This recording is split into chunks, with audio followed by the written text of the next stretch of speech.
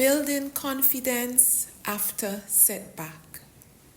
How to rise, rebuild, and reclaim your voice. Hello, I am Karen James. Today I will be empowering you to lead with integrity after setback. Setback comes in many different forms. Be it divorce, be it a termination from a job, loss of a relationship, a scandal, many different ways people experience a setback. But the first thing I want to inject into your spirit is that you are not broken. You are not broken. You are becoming. Many times after setbacks, people feel damaged. They feel like they are now damaged goods, broken. But you are not broken. You are becoming. Setbacks can silence us. They can shake our sense of worth and make us question everything we thought we knew about ourselves. But confidence, on the other hand, isn't simply a personality trait. It is a soul truth and something that can be rediscovered and rebuilt. I wanted to have this chat with you because I have lived this story.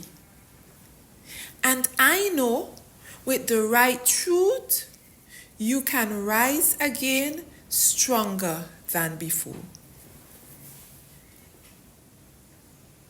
So let's look at what confidence is and is not. Confidence is not arrogance or self-importance. It is not perfection in every situation. And confidence is not pretending that you have it all together. That's not confidence. That's pretense. Confidence is knowing who you are even when you feel unsure.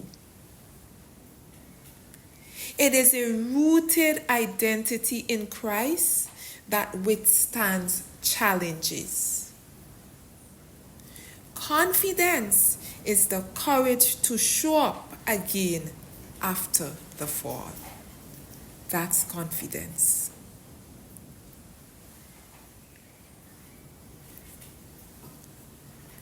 What setback does to confidence? Many things. But let's name 3 of them. 1, it shakes your voice. After experiencing setback, you lost confidence in your voice. You began to tell yourself you're not good enough. That's the whisper that you hear in your ear. I have nothing to say. Who's going to listen to me now? 2, it distorts your value. Because you have failed, you feel like you are a failure. The events becomes your identity.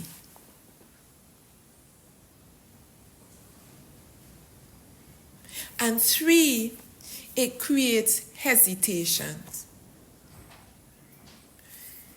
This happened in the past. Who am I to say that it wouldn't happen again if I put myself out there? if I try. You attempted something and it did not turn out the way that you anticipated, and your lack of confidence cripples you. You are afraid to try. There is that fear of failure repeating itself, and that fear keeps you small.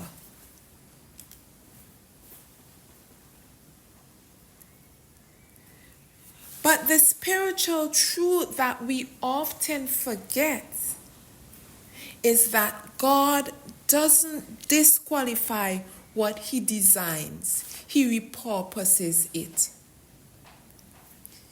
Even when the setback is as a result of our mistake, God does not disqualify. He repurposes. Romans 8:28 reminds us that all things work together for good to those who love God, to those who are called according to His purpose.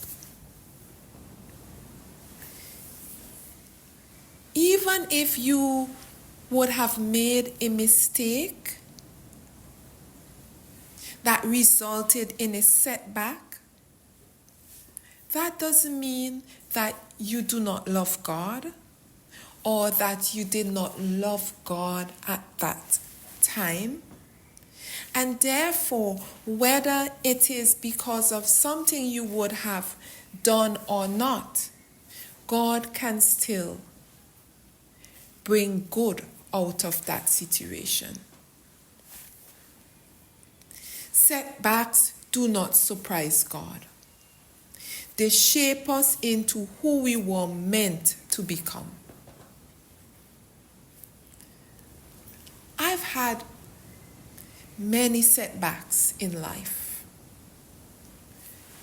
But looking back at my journey, there isn't one setback that I can think of that did not contribute some value to who I am today.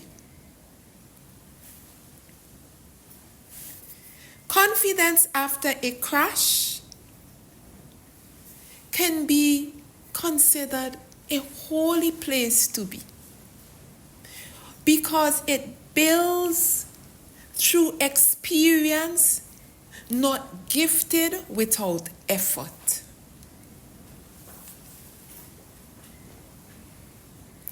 Let's be real. I'll share with you one of the setbacks that I've had in life. I had an experience where I was let go from a job, not for poor performance, but because I refused to compromise on core ethical standards. I just named one of my setbacks.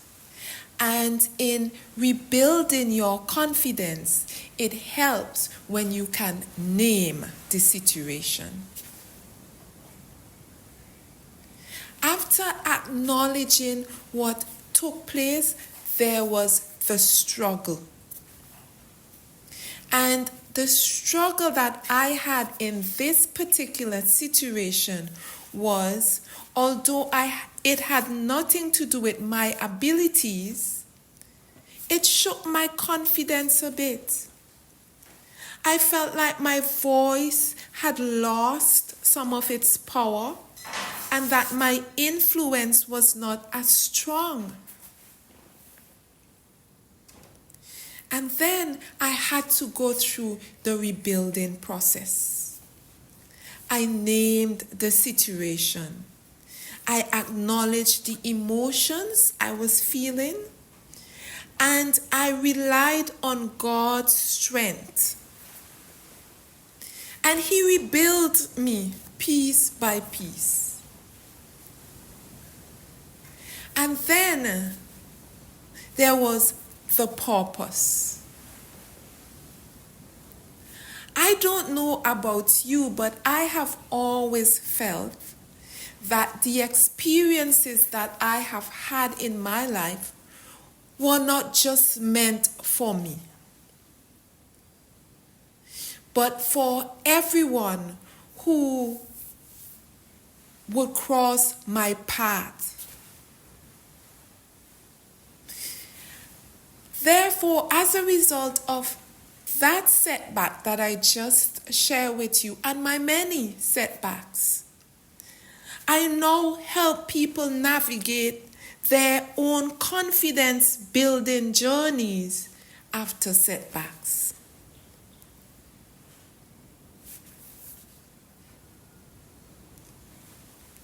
There are several confidence killers after setback. Today, let's name 3 of them. 1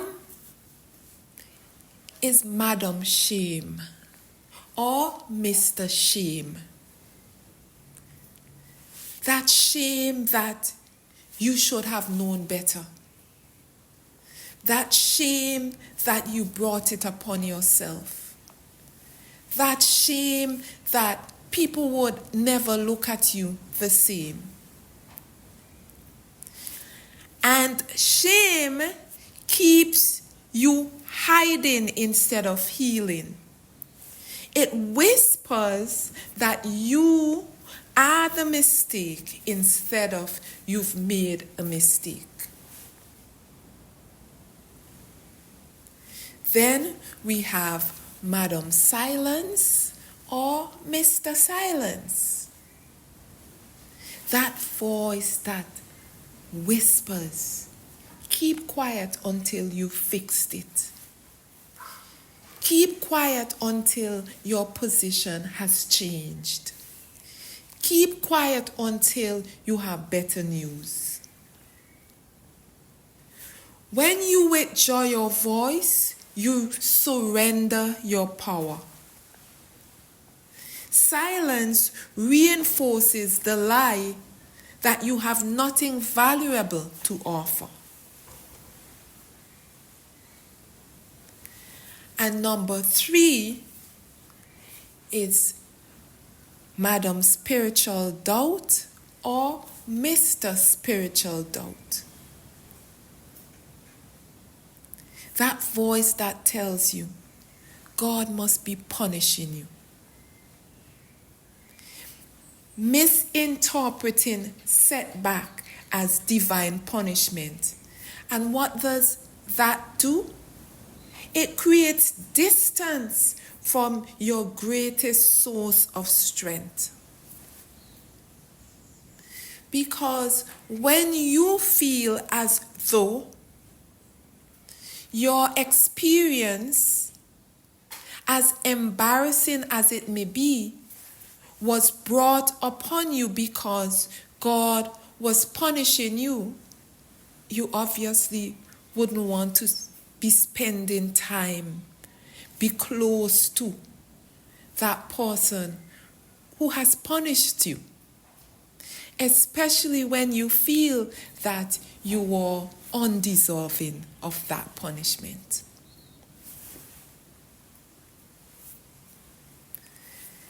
But let's replace these lies with truth, one by one. And we'll do this with the RISE framework. RISE. Let this be your roadmap to rebuilding your confidence. R, reframe the story. What if this wasn't a failure but a formation? Look for the growth opportunity within your setback. I have adopted this phrase, no regrets. I learn. I look for how I can benefit and grow in every setback. I identify truth anchors. Collect scriptures and declarations that speak louder than shame. Write them where you can see them and repeat them daily. S, speak with new language. Change your tune. Instead of saying, I'm not ready, say, I am being refined. Remember, your voice, your words shape your reality. There's something I usually say to myself quite often, especially when in a difficult situation. It is that I don't trust my feelings. Because our feelings can lie to us. Our feelings sometimes distort the reality. And so I would say, I don't trust my feelings, but I trust God. I trust what God has said about me. And E, engage with new action. Confidence is built by doing. Start small, keep moving forward consistently. There you have it, your RISE framework. Reframe the story, identify truth anchors, speak with new language, and engage with new action.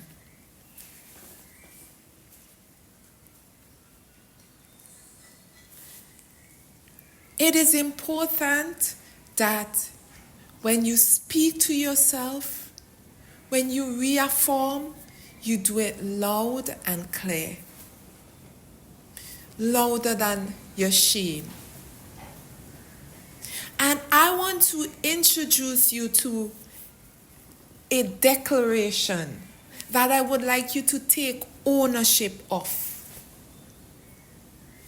I am not disqualified. I am still called, still capable, still covered by grace. My voice has power.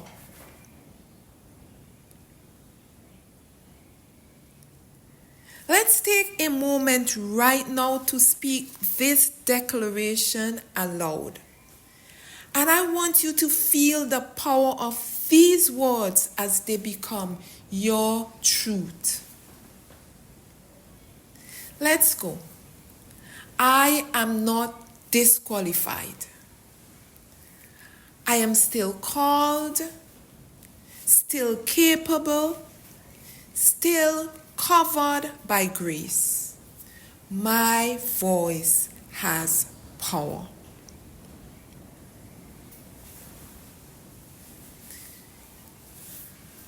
If something resonated in you as you were listening, and if you are ready to reclaim your voice and rebuild your confidence,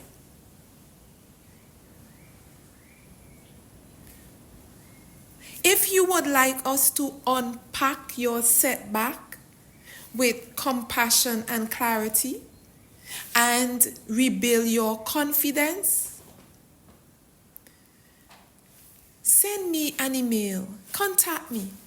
Let's go on this journey together. Come and walk with someone who have experienced many setbacks and share her story to empower others in their journey. You can reach me at kjames@karenharttalk.com. Or maybe you would like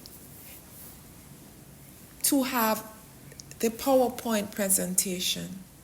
Send me an email and I'll be happy to share this presentation with you.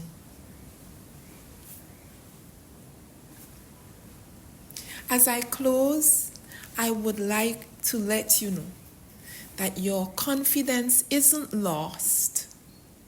It is waiting to be rebuilt.